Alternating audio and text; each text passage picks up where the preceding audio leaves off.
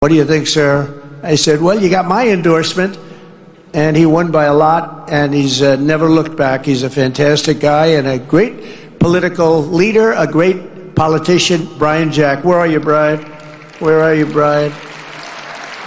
Everything is going horribly for Donald Trump, and he is clearly letting it get to him. And we saw that tonight in a speech he gave to the NRCC, in which he was screaming, attacking Republican governors unable to speak at some points. And when he decided to start attacking Jasmine Crockett, and that is backfiring badly. We are going to get into it all. But before we do, if I could quickly ask you to leave a like on this video, and if you haven't already, and you enjoy our channel, to hit that subscribe button, and it goes a long way, and it really does mean a lot to me. Now, there was a lot of craziness in this speech. Of course, we're going to get to the attack on Jasmine Crockett. But before we do, let's take a look at how Donald Trump started it with some yelling madness. Country, I'm proud to be the president for the workers, not the outsourcers, the president who stands up for Main Street, not Wall Street, who protects the middle class, not the political class, and who defends America, not trade cheaters all over the globe. They're trade cheaters. They cheated on us. They cheated with tariffs on us. They stole our money. They stole our jobs. And now people are going around saying, oh, we're not treating them right now. We're treating them very good, actually. They're lucky we're treating them so good. And, you know, when I have tariffs and I say, well, we're going to charge what they did. We're going to charge what they did. And then I say, I'm going to charge much less than they did. Believe me, we're actually being nice about it. So tariffs are theft, and they're bad, and you hate them, but they're good, and we need them. And all at the same time, Donald Trump is also negotiating deals to end them. He can't explain what the through line is here, and neither can any other Republican around him. There is no cogent messaging about what Donald Trump is looking to accomplish. Does he want to lower prices? Does he want to have a recession? Does he want to bring back jobs? Well, then why is he getting rid of appropriated funds to invest in American manufacturing? She can't explain any of it. But all we know is that he really likes to yell, which is what he did right here. Deals, and people are paying tariffs. Countries are paying tariffs. Right now, China's paying a 104% tariff. Think of it, 104%. Now, it sounds ridiculous, but they charged us for many items 100%, 125%. Many countries have. They've ripped us off left and right. But now it's our turn to do the ripping. That's okay. We're going to make our country. He still doesn't understand. China is not paying the tariff. They're not. And it's very clear that he doesn't understand that we saw on Liberation Day on Monday when the markets were tanking. There was this rumor that was spreading for about 20 minutes that the White House shut down, that Donald Trump was going to end his retaliatory tariffs on China, and the market spiked. And then that rumor was shut down, and then it crashed back again. Because everyone knows that Donald Trump is only inflicting pain on working-class Americans in our markets with his absolute stupidity. That's why people are turning against him, and that's why this statement is so crazy. And that's what's happening, and that is what's happening. It's going to be something, and I'm actually looking forward to the midterms. I really are. We're going to prove that all of their treasonous years of betrayal will not be forgotten. Because it's treason. What they did is treason. When they allowed millions of people to pour in through open borders from all over the world, they came. To me, that's treason. You're looking forward to the midterms, all right. I know. I'm looking forward to the midterms. I don't know exactly why you're so excited about it. Especially when Donald Trump still has some residual feelings from the last election. And I don't know if this was anger from 2020 or an admission about 2024 right here. But you tell me. Rigged. We had a rigged election, and we can say it and say it loud and say it proud because the election was rigged and we can't let that stuff happen anymore. Go to paper ballots, go to same-day voting, go to voter ID, go to citizenship. You have to prove your citizenship, a little piece of paper, and you won't have it. The election was rigged. You say, the one that you bought with a $4 billion from Elon Musk, that you used his platform Twitter to influence that one. or the free and fair one that you lost in 2020? Which one are we saying is rigged? And how are you still talking about this? Your president. Why is this still? What's in your mind? I don't know. This seems like a guy who is not very focused on free and fair elections. This seems like a guy who would be happy to get rid of them. Maybe that's why he's looking forward to the midterms, but I don't know what he's looking forward to. His brain is broken very clearly. He can't even talk in these speeches.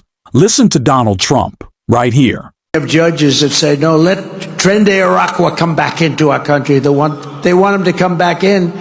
Killers, they cut off a man's fingers because did you, sir, make a phone call to the police in Colorado? Trenda Iraka, you would think, for the group he's always talking so much about, he'd be able to just stick the landing on the pronunciation. But clearly, this speech isn't really coming like it should. And even when it does, even when Donald Trump is able to get a word out, it's just gonna backfire, like his attack on Jasmine Crockett right here. What do you think, sir? I said, well, you got my endorsement. And he won by a lot, and he's never looked back. He's a fantastic guy and a great political leader, a great politician. Brian Jack. Where are you, Brian? Where are you, Brian? Hi, Brian. Great job. Proud of you, Brian. And more than 160 members of Congress, and I'd like to really, you've done incredibly well. They're really looking back. And, you know, I said before, the Democrats have taken a lot of beatings. They have lost their confidence. They've gone crazy. They've gone crazy. How about this new one they have? Their new star, Crockett. How about her?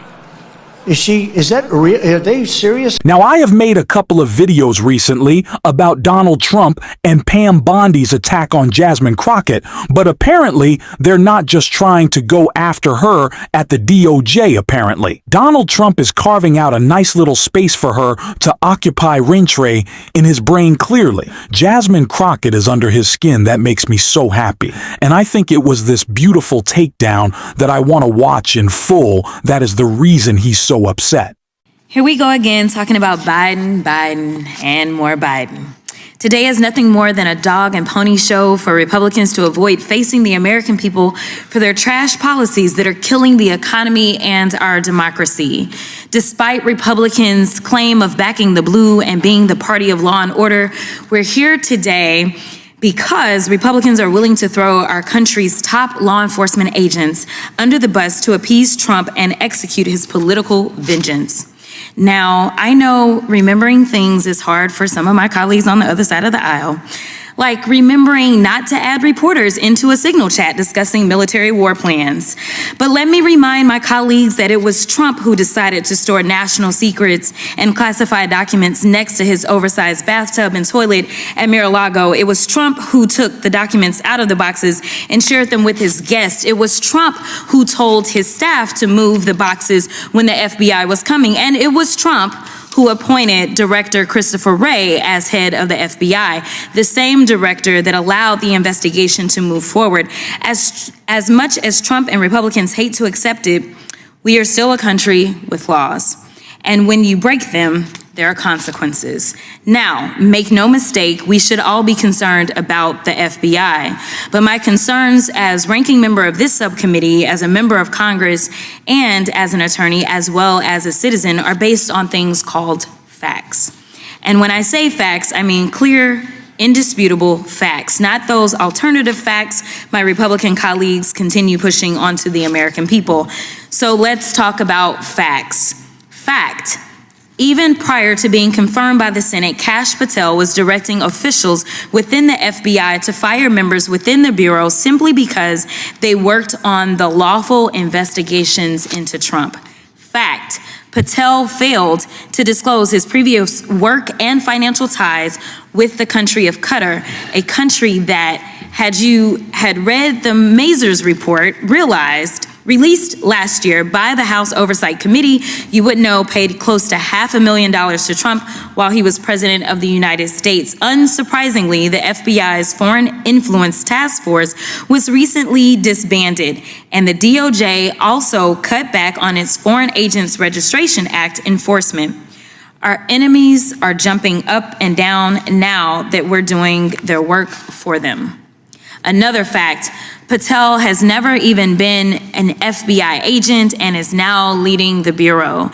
Even one of today's Republican witnesses organizations, the Bureau, has advocated having an FBI agent lead the Bureau. But rather than confirm a director with credible, dedicated experience, the Republicans confirmed a political loyalist with no Quantico or FBI training. Talk about DEI. Didn't earn it higher.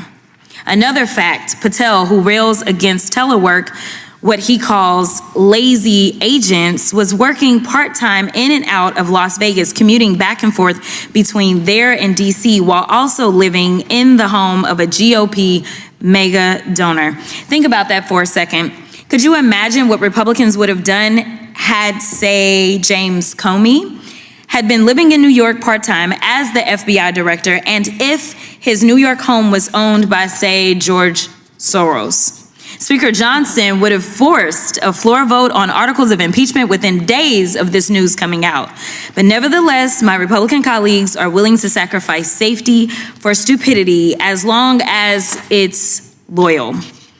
Another fact, Patel and Trump-backed FBI leadership have redirected FBI agents who are working on investigations involving violent crimes against children and child exploitation and transferred them to work on anti-Tesla attacks and redacting Jeffrey Epstein files.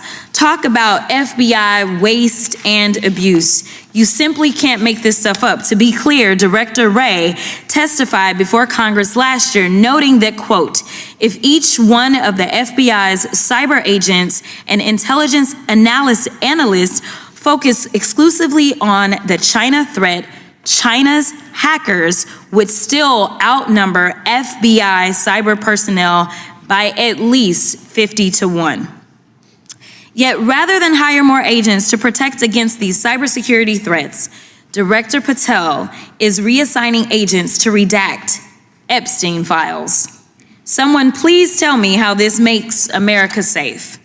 It's almost as ridiculous and wasteful as Patel's idea to contract the Bureau with UFC fighters.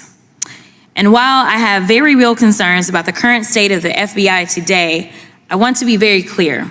My concerns aren't with career agents, the men and women dedicating their lives to protect our country and communities. It's with the irresponsible leadership and reckless decisions coming from Patel, Trump, and DOJ staff within the FBI. Our Bureau needs resources to do its job effectively. What it doesn't need is 20-something-year-old DOJ bags reviewing materials without having undergone proper vetting and clearance. The American people have a right to be worried, but these worries shouldn't be based on Republican baseless conspiracy theories. Our country is already on a dangerous path. Yeah, I could see why that would make Donald Trump so upset. And it makes me feel oh so good that Jasmine Crockett is getting under his skin just so delicious, so beautiful that this man is falling apart. And it's because she is upsetting him so much. We are going to cover all of Jasmine Crockett's takedowns and how they upset Donald Trump. And if you want to stick around for more of that and support this channel doing so, as always, you can hit that subscribe button, leave a like on this video. And if you stuck around to the end and drop a blue heart in the comments. And until next time, I'll see you soon.